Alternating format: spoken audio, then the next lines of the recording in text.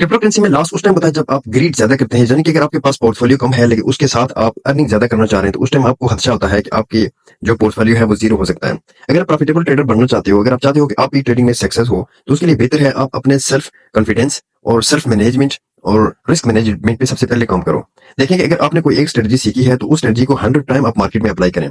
अगर 100 टाइम आप एक स्ट्रेटजी को अप्लाई करेंगे तो आप उसमें मास्टर हो जाएंगे, आप उसको अच्छा खासा मार्केट में इम्प्लीमेंट कर सकेंगे।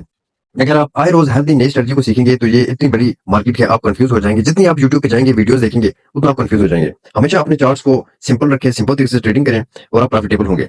कुछ जो सेलेक्टिव कॉइन्स होते हैं उनको अपने वॉच लिस्ट में ऐड करें, उन पे डेली आप कम से कम 20 कॉइन अपने वॉच लिस्ट में रखें, जिनके ऊपर आप अपना टीए करें, टेक्निकल एनालाइज करें डेली के बेस पे। सुबह टाइम देखें, सुबह टाइम मार्केट क्या कह रही है, शाम टाइम मार्केट क्या कह रही है, उस हिसाब से आपको मार्केट की जो मूवमेंट है उसका पता चल जाएगा।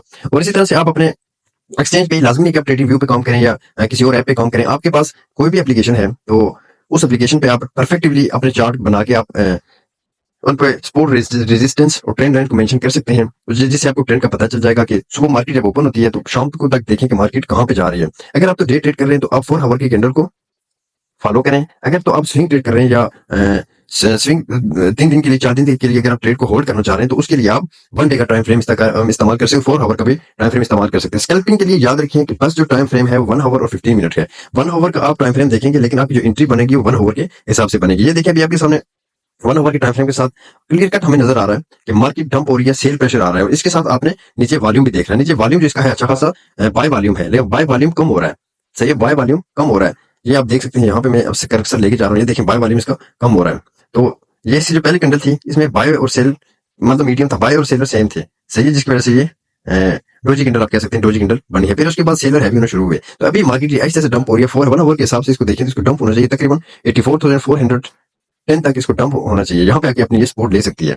तो इसकी एंट्री के लिए अगर आप फ्यूचर ट्रेड कर रहे हैं, लॉन्ग या शॉर्ट कर रहे हैं, तो 15 मिनट में आप जाएंगे। यहाँ से देखें कि ये हायर लो, लोअर हाई बनाती ऊपर जा रही थी। यहाँ पे जाके स्ट्रक्चर शिफ्ट हुआ, स्ट्रक्चर ब्रेक हुआ, मार्केट ने यहाँ नीचे क्लोजिंग दे दिया। इसका क्लियर कट मनी ये बनता है कि मार्केट का जो नेक्स्ट मूव है ये क्लियर कट आपको यहाँ तक नजर आएगा। 84,200 से 84,400 के राउंड अबाउट आपको मार्केट लेके जा सकती है। इस तरह से आप अपनी प्रॉफिटेबल स्ट्रेटजी बना सकते हैं और अपनी ट्रेडिंग जर्नी को ईजी बना सकते हैं।